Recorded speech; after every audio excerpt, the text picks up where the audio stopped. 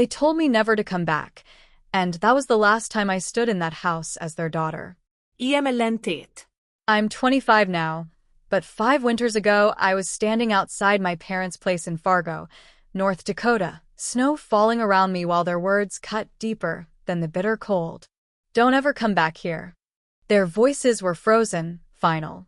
I was 20, in love with a man they couldn't stand. That night I walked away, boots grinding into the snow, betrayal hammering in my chest. They were sure I'd crash and crawl back, asking for forgiveness. I never did. That night sent my life spinning, into a storm both outside and inside me, and I had to fight just to stay upright. Their rejection was only the start. Deception, heartbreak, and one horrifying night in a blizzard nearly broke me. But I refused to fold. 5 years later, they regretted every word they threw at me. Stay with me to see how I turned their rejection into strength, and how they paid for shutting me out. If your family ever shattered you, share your story below. Subscribe and follow what happened next. Growing up in Fargo, I always felt overshadowed by my sister, Teresa. Our parents, Patricia and Harold Neal, ran our modest home like a stage built for their ambitions. Mom, sharp-tongued and demanding, had a plan. I would graduate from an elite university and marry a man who checked every box: doctor, lawyer, someone important. Dad was quieter, but just as firm, backing her up with silent agreement that made every rule final. Their dream was clear: a polished daughter they could show off at church and brag about to the neighbors. But I wasn't that girl. Teresa Porter was. At 30, she had a law degree, a corner office at a respected firm, and a fiancé who matched everything Mom had ever envisioned. Teresa has her life together, Mom would say softly, pride warming her voice, while I sat across the table at 18, slowly disappearing. Her accomplishments hung over me like a shadow I could never outrun.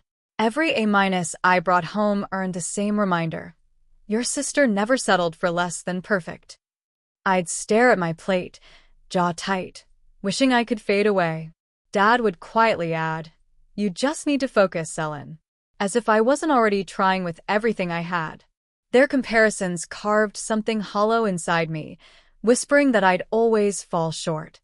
High school became my quiet rebellion. I started slipping out to small cafes and dusty record shops around town, anywhere I could breathe without their constant judgment. That's where I met David Reed, 25, hands rough from long hours at the garage, carrying a calm confidence that drew me in immediately. He worked at an auto shop on the edge of Fargo, fixing engines while talking about the business he planned to own one day. He wasn't what my parents pictured for me. No degree. No polished manners. But around him, I could finally breathe. We'd park his old truck by the Red River, sharing stories until everything felt simple again. With David, I wasn't Teresa's shadow. I was just Ellen. When I told Mom about him, her face hardened instantly. "A mechanic?" she snapped. "You're supposed to aim higher." Dad said nothing, but his looks spoke volumes. They dragged me to dinners with Teresa and her fiancé, highlighting her stability, her promising future, the future I was supposed to chase. I tried explaining that David had ambition, that he was working towards something bigger. Mom cut me off, voice sharp as frost. "He's beneath you." Anger flared inside me. I pushed back, but it didn't matter. To them, David was a mistake waiting to happen. Teresa attempted to smooth it over. "They just want what's best for you," she said gently. But her words sounded practiced, distant. She had worked too hard to lose their approval. So, I stopped waiting for anyone to defend me. Between their icy judgment and David's quiet steadiness, I chose him. He became my escape, the only place I felt real. After my late shifts at the diner downtown, he'd pick me up, and we'd sit for hours talking about a future untouched by my parents' expectations. The nights grew longer.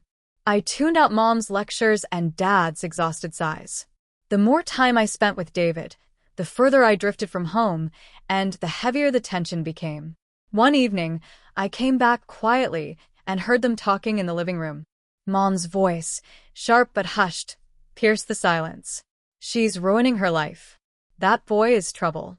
Dad muttered something about being stricter, his tone tired.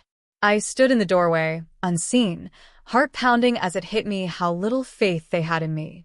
To them, I wasn't their daughter anymore, just a mistake unfolding. By 20, I stopped trying to win their approval. I wanted something that belonged to me alone, even if it meant walking away. I didn't realize then that choosing love over obedience would spark a battle that would change everything. Being with David was the first time I felt free. He wasn't flawless, grease under his nails, rent overdue, dreams still scribbled on paper. But he believed in me in a way no one else ever had. I began spending nights at his tiny apartment above the garage. The place was cramped, paint peeling, couch sagging, but to me it felt like a world without judgment. I'd toss a few clothes into a bag, tell Mom I had a late study session, and disappear into the only life that felt like mine. Every time I left, I could almost feel Mom's disappointment humming through the unanswered calls. Her silence carried accusation. Dad didn't call at all. His disapproval lived in those heavy sighs that said everything, without words. Teresa noticed. "You're playing with fire, Ellen," she warned one afternoon, sunlight pouring through her windshield as we sat in her car. She'd caught me sneaking in after a night with David, hair tangled, face flushed with exhaustion and defiance. I brushed her off. Her warnings meant nothing anymore. She never challenged our parents. She stayed safe in their approval. I was done being the shadow. That weekend, I made a decision I couldn't undo. I packed a duffel bag with clothes, worn books, and a few old photos, and told David I was moving in. His face lit up, and for a moment I believed we could build something small and real, far from my parents' reach. But in Fargo, news travels fast. A woman from Mom's book club spotted me carrying boxes into David's apartment. By dinner, my parents knew. Mom stood at the counter, gripping a dish towel, so tightly her knuckles turned white. "You're living with that mechanic?" she demanded, voice slicing through the room. I froze, fork suspended in midair. Dad stared at me, eyes harder than I'd ever seen. "Ellen, is it true?" he asked quietly, but each word hit like a strike. My heart pounded as I nodded. There was no point pretending anymore. The explosion came instantly. Mom's anger poured out, every sentence landing like a blow. "You're throwing your life away. He's nothing, Ellen. Nothing." I didn't back down. My voice shook, but I held steady. "He's more than you'll ever understand. You don't even know him." Before I could continue, Dad's hand slammed against the table, the crack echoing through the house. "Enough," he snapped. "You're humiliating us." That hurt more than anything. Not my happiness. Not my choices. Just how I made them look. Teresa sat motionless, eyes fixed on her plate, pretending she wasn't part of it. The walls felt like they were closing in. Outside, the wind howled, snow pressing thick against the windows. The argument swelled until it burst. Mom pointed toward the door, face tight with fury. "If you choose him, you're done here. Don't ever come back." Her voice was cold and absolute. Dad stood behind her, jaw clenched, saying nothing. I waited, hoping he'd speak, that he'd calm her, that for once he'd stand beside me. But silence was all I got. Something inside me shattered. My chest burned with anger and heartbreak so fierce there was no space left for tears. "Fine," I said, forcing the word out steadily. "I don't need you." I grabbed the duffel bag and reached for my coat, my heartbeat louder than their voices behind me. Teresa trailed behind me toward the door. Teresa hurried after me, her voice low and urgent. "Ellen, just say you're sorry. They'll settle down." I shook my head, tears burning my eyes. "They don't want me, Teresa. They want the version of me they created." She reached for my arm, but I pulled away. There was nothing left to fix. Not after that. The second I stepped outside, the cold hit me like a slap. Snow lashed against my face, tangling in my hair as I made my way down the porch steps. The house behind me glowed with warmth, almost mocking how completely I no longer belonged there. The isolation weighed heavier than the storm. I shifted the bag on my shoulder and started toward David's apartment, unsure of anything except that I couldn't turn back. Moving in above the garage felt like taking a full breath for the first time in years. The apartment was small, creaky floors, a single drafty window facing the street, but it was ours. No judgment. No comparisons. David came home every night smelling of oil and winter air, his relaxed grin easing the ache that still lingered from leaving my family. We cooked together, burning toast and laughing until we couldn't breathe, talking about the day his name would hang on the garage sign out front. For a while, I truly believed we'd make it. I picked up extra shifts at a downtown corner store, stocking shelves and ringing up customers until closing. The pay was small, but I saved every spare dollar, imagining a tiny house that belonged only to us. David stayed late at work, taking on extra repairs, always chasing that dream that felt so close. "It's for us," he'd say, kissing my forehead before heading out. I held on to those words like a promise. Every now and then, Teresa called, careful with her tone like she was afraid of cracking something fragile. "Are you okay?" she asked once. "I'm fine," I said quickly, ending it before she could turn it into advice. I didn't need pity wrapped in concern. I had David. That was supposed to be enough. But 3 months in, something shifted. David started coming home later. He checked his phone more often. When I asked questions, he brushed them aside with easy smiles. I told myself it was work, that he was pushing harder for our future. Then one night, a message popped up on Facebook Messenger from an anonymous account. "Your boyfriend isn't who you think he is." It included just enough specifics, his late nights, certain places, to twist my stomach into knots. I stared at the screen, heart racing, wondering who would send something like that. A jealous coworker? A bored neighbor? I didn't know, but doubts sank in deep. After that, I noticed everything I'd tried to ignore. The quiet calls taken outside. Conversations that stopped the second I entered the room. One evening, I found a crumpled receipt in his jacket pocket, a coffee shop we'd never visited, dated a night he claimed he was working late. My thoughts spiraled. Every excuse replayed in my mind. Every avoided glance. A sick feeling rose in my throat as I realized how much I'd overlooked, how much I'd sacrificed. I'd walked away from my family for him, given up my home, and now even he felt like he was slipping through my fingers. I needed the truth. But I was terrified of what it might be. That night, when David finally walked in, his hair was messy and there was a faint trace of perfume on his shirt, a scent I didn't recognize. I stood in the kitchen, arms crossed tight, forcing my voice to stay steady though my heart felt ready to collapse. "Who were you with tonight?" His eyes flickered before he let out a short laugh. "Just the guys from work," he said casually, grabbing a beer from the fridge. I didn't back down. I told him about the message, the receipt, the calls that always took him outside. The smile dropped. Irritation replaced it. "You're imagining things, Ellen. You're being paranoid," he snapped. "I'm not doing anything." But his voice had that empty sound, the kind that comes from lies repeated too many times. I didn't yell. I didn't cry. Something inside me just settled. A quiet calm that only comes after something breaks beyond repair. "I'm done," I said softly. He started to argue, but I cut him off. "I trusted you. I gave up everything for you." He stepped toward me, trying to close the space, but I moved back before he could touch me. I couldn't stay in that apartment anymore. It felt tainted. I grabbed the same duffel bag I'd used the night I left my parents' house, stuffed my clothes inside, and walked out. David called after me, his voice echoing down the hallway. I didn't turn around. Outside, the streets were empty. The cold bit at my skin, the air heavy with the smell of snow and solitude. I had nowhere to go. No family to return to. No safety net. Just the weight of betrayal pressing down as I walked into the dark. That winter in Fargo was the harshest I'd ever felt.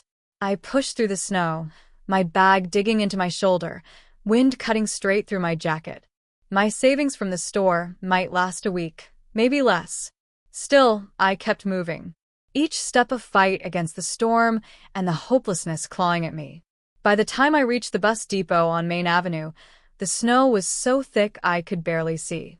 Inside, the waiting area was dim and nearly empty, just two stranded travelers huddled by the heater. My fingers ached as I rubbed them together and sat on a hard plastic bench. The heater's weak hum barely reached me. I had enough money for a few nights at a cheap motel. After that, I had no plan. Panic crept up my spine as I stared at the blizzard swirling outside, realizing that chasing love had cost me everything else. My parents were gone. David was gone. And I was alone in the middle of nowhere with no one left to call. My hands shook as I pulled out my phone. Maybe time had softened them. Maybe they'd let me come back, just for one night. Mom answered. Her voice was sharp. What do you want, Ellen? My throat tightened. I'm stuck. It's bad out here. Can I? She didn't let me finish. Don't come back. You chose this. Her words struck me just like the first time, reopening wounds that hadn't healed. I called Dad next, holding on to one last thread of hope. Ellen, you heard your mother, he said coldly. Don't call again. The line went dead. I stared at the screen, my pale reflection warped in the glass. Outside, the storm roared louder, snow piling against the depot doors. I sank back onto the bench, my duffel at my feet, feeling smaller than I ever had. David was gone. My family was gone. All that remained was the ache in my chest and the silence where love used to live. The few travelers nearby avoided my gaze. I pulled my coat tighter, trying to hold in what little warmth I had, but the loneliness pressed down until I could barely breathe. I don't know how long I sat there, minutes, maybe hours, the storm drowning out every thought. I was close to giving up, wondering if I'd even make it through the night, when a voice broke through the heater's hum. You okay, miss? I looked up. A bus driver stood nearby, his badge reading Gregory Lane. He looked to be in his 40s, face lined but eyes steady and kind. I shook my head, words failing me. He glanced at the storm outside, then back at me. You can't stay here. Depot's closing soon. I muttered that I had nowhere to go. He didn't pry, just nodded and grabbed his keys. Come on. I'm off duty. Let's get you somewhere safe. I hesitated for a moment, instinct telling me to be careful. But there was something calm and genuine in his voice. I followed him into the blizzard toward his parked bus, the engine still warm. The streets were nearly empty, buried under snow. He drove slowly, carefully, until we reached a small inn on the edge of town. They've got cheap rooms, he said, putting the bus in park. Then he looked at me, voice gentle but steady. Get some rest. Sometimes that's all you can do. My throat tightened with gratitude. Thank you, I whispered, my voice cracking in the freezing air. I stepped down into the snow, wind biting at my face, but for the first time that night, I didn't feel completely lost. The inn's neon sign flickered weakly through the storm, a faint glow against the white. As Gregory's bus disappeared down the road, I stood there a moment longer, cold seeping into my skin, but a small spark warming somewhere deep inside me. That night, in the middle of the blizzard, something shifted. I understood that I couldn't depend on anyone else anymore. Not my parents. Not David. From then on, I would have to depend on myself. The place Gregory took me to wasn't home, but it was shelter. I had only a few $100s left from the corner store, barely enough for a week. It wasn't security, but it was a starting point. The sting of being thrown out and betrayed clung to me like a shadow, but I refused to let it crush me. I had to move forward, to prove to them, and to myself, that I could stand without anyone's approval. I thought about Wendy Larson, my best friend from high school. She'd always had a way of finding light in the darkest places. My fingers still shaking from the cold, I texted her. Ellen, she replied almost immediately. Where are you? Even through the screen, I felt her worry. I told her everything. My parents shutting me out, David's lies, the storm that nearly swallowed me whole. She didn't hesitate. Come here. We'll figure it out. By morning, I was in her small, cozy one-bedroom apartment, filled with thrift store furniture and the smell of fresh coffee. Wendy placed a warm mug in my hands, then pressed a small roll of cash toward me. $200. It's not much, she said firmly, but it's yours. I tried to refuse, but she wouldn't hear it. You're not alone anymore, Ellen. With her help, I found a tiny studio on the edge of Fargo, peeling paint, a dripping faucet, a radiator that clanged like it had a mind of its own. It wasn't pretty, but it was mine. Rent swallowed almost everything I had left. I kept working at the store, grabbing every extra shift I could. The hours were long, the work dull, but it kept the lights on. Wendy came by often, sometimes with greasy takeout, sometimes just to sit beside me. On the nights when I looked close to breaking, she'd grin and say, "You're stronger than you realize." Her belief in me became the spark that kept the darkness away. Surviving wasn't enough. I wanted more. I'd always been good with numbers, so I enrolled in evening accounting classes at the local community college. Balancing work and school drained me, but for the first time in years, I felt direction. I'd sit in the library long after closing, textbooks spread out in front of me, imagining a future where I wasn't counting every dollar. One night, my instructor, strict, sharp-eyed, but unexpectedly kind, handed back a quiz with a small smile. "You have real talent, Ellen," she said. Those words stayed with me. Proof that maybe I wasn't the disappointment my parents believed I was. Then, unexpectedly, Teresa reached out. A letter arrived first, her handwriting neat and careful. "I'm sorry for how everything happened," she wrote. Inside was $50. "This is for me, not Mom and Dad. You don't need them. You're stronger than you know." A week later, she called.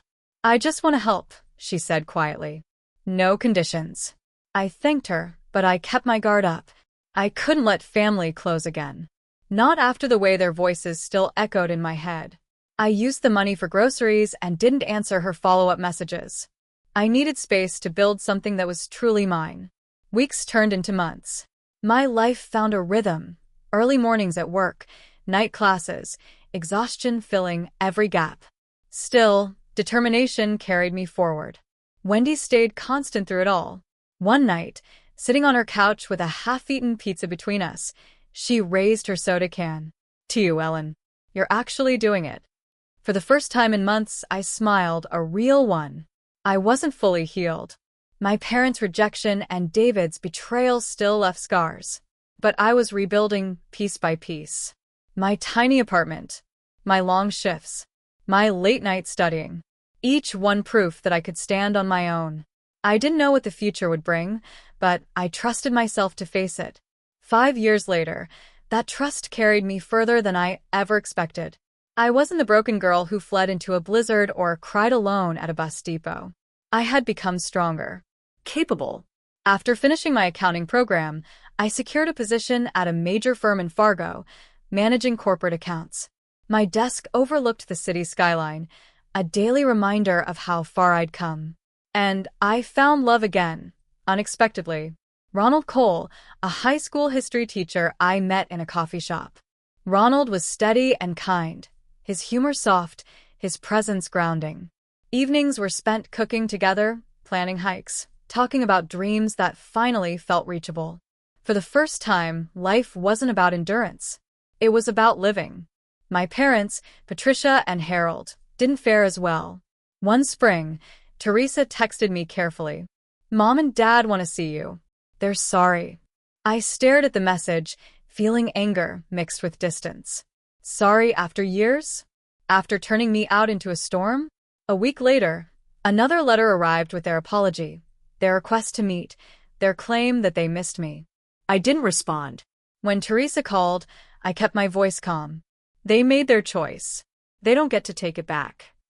I had worked too hard rebuilding my life to reopen old wounds. Their regret couldn't pull me backward. They lost me the night they chose pride over their daughter. As for David, his story unraveled much like it began. Wendy told me he eventually opened the garage he'd dreamed of, but it failed within a year. Loans piled up. The business collapsed, just like the lies he once told. Poor decisions followed him everywhere. He ended up alone in a rundown apartment, no family, no friends left. Once, Wendy mentioned he'd asked about me, regret heavy in his voice. But I had blocked his number long ago. He couldn't reach me. And I wanted it that way. His betrayal once shattered me. But it also forced me to learn how to stand on my own. While I kept moving forward, he stayed stuck in the wreckage of his choices. His regret was his to carry. When I think back to that blizzard, I see it as the turning point. I don't regret stepping into that storm. Back then, I was chasing approval from people who never truly saw me, a daughter desperate to please, a girlfriend clinging to lies. Walking away was the hardest thing I've ever done. It was also what set me free. Every long shift, every late night studying, every quiet meal in that tiny apartment, they shaped the woman I became. I learned to measure my worth by my own effort, not by validation from those too blind to recognize it. My parents' rejection and David's deceit hurt deeply, but they taught me something priceless. I didn't need them to define me. I had Wendy. I had Ronald. And most importantly, I had myself. Choosing yourself is never wrong, even when it costs everything. If there's one thing I've learned, it's this: protect your value. Don't beg for love from people incapable of giving it. My parents chose pride and now live with silence. David chose temptation and ended up alone. I chose myself and built a life I'm proud of. Independence isn't easy. It comes with sleepless nights, empty pockets, and moments of doubt. But it's still better than staying tied to people who diminish you. Leaving takes courage, but it reveals strength you didn't know you had. To anyone listening, you don't have to cling to those who hurt you. Create your own path, even if it feels lonely at first. It's worth it. Thank you for hearing my story. Sharing it means more than you know. I'd love to hear your thoughts. What would you have done? What has walking away or standing up for yourself taught you? Your voice matters, just like mine did the moment I chose to begin again.